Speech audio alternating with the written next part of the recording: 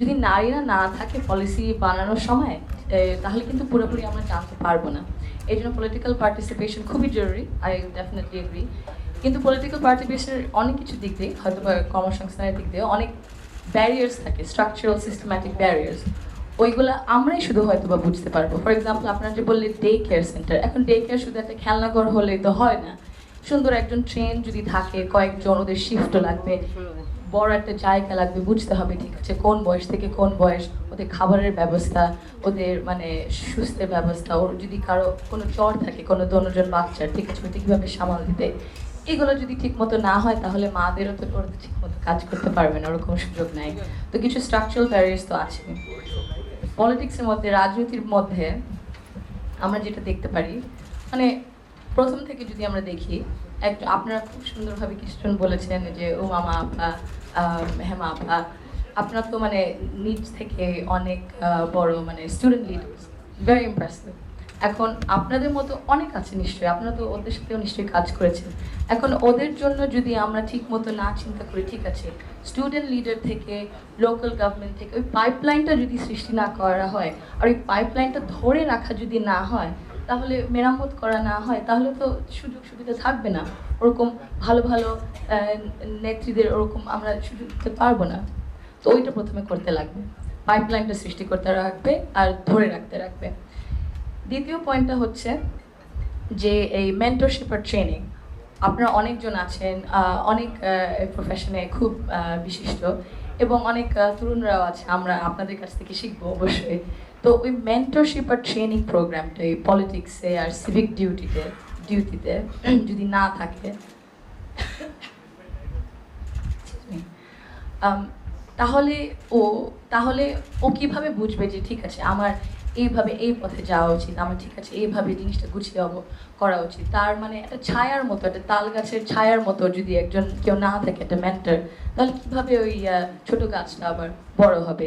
আমরা দেখি পুরুষদের জন্য অনেক রকম সুযোগ সুবিধা থাকে, কিন্তু নারীদেরকে ওইভাবে দেওয়া হয় না। দেয়ার আর সাম কালচারাল অ্যাটিটিউডস আছে, ঠিক আছে হয়তো বা মানে এত দূর যাওয়া যায় না, মানে ইয়াং মেয়ে হয়তো বা কি না কি হয় সব ছেলেদের সাথে, ওগুলাও আমাদের বার করতে লাগবে। কিন্তু নারীদেরকে ওই কানেকশনটা করতে হবে যে আচ্ছা ঠিক আছে মেন্টরশিপ আর ট্রেনিং পলিটিক্সের মধ্যে, পলিটিক্যাল পার্টিসদের এই দায়িত্বটা নিতে হবে।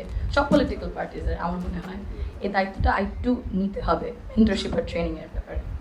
আর একটা বড় বিষয় যে ফাইন্যান্সিংয়ের ব্যাপারে, ফাইন্যান্সিংও বিরাট বড় একটা ক্যাম্পেইন যদি করতে চান, রাজনীতি যদি চলতে চান, ফাইন্যান্সিং যে পলিটিক্যাল পার্টিসদের মানে ইকুয়ালিটি তো আমরা জানি সমান সমান, ইকুইটি হচ্ছে বোঝা যে বৈষম্য হয় কিন্তু ওই জিনিসটাকে ঠিক করার জন্য আরও সুযোগ সুবিধা দিতে হবে।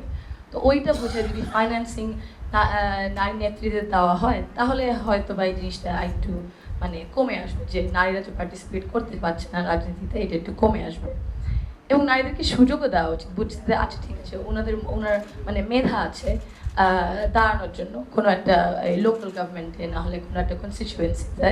কিন্তু আপনি যে আপনারা কয়েকজন বললেন যে পলিটিক্সটা এক ধরনভাবে হয়ে এসেছে, কিন্তু কেন আমরা চিন্তা করি না গভর্নেন্সটা কি, আমরা কেমন ধরনের দেশ চাই, ওই চিন্তা করে যদি ওই মানুষদের মধ্যে ওই কোয়ালিটিস থাকে, ওই ক্যাপাবিলিটিস, ওই নলেজ থাকে, কেন সুযোগ দেবো না? কারণ আমরা তো অন্য ধরনের একটা দেশ দেখতে চাই, তাই না? এত কষ্ট পরিশ্রম করা হয়েছে অনেকজনের এত বছর ধরে, বহু বছর ধরে, ওই কারণেই তো। সো ওই সুযোগটা বুঝতে হবে, একটু মাইন্ডসেটটা চেঞ্জ করতে হবে। তারপর আরেকটা বড় জিনিস যেটা again I think political party should take more responsibility, নারী নিরাপত্তার দিক থেকে, in terms of cyber bullying আর ফিজিক্যাল অলসো সেফটি।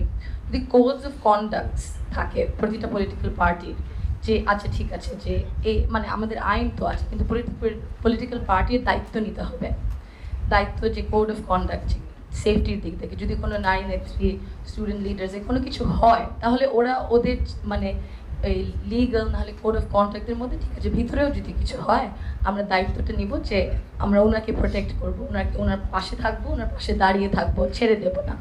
এই জিনিসটা চিন্তা করতে লাগবে।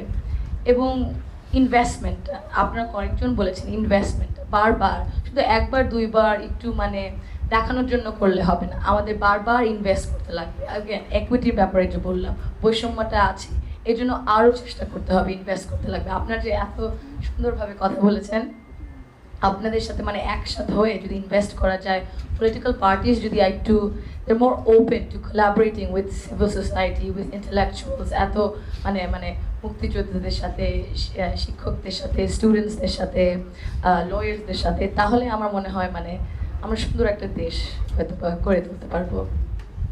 Thank you.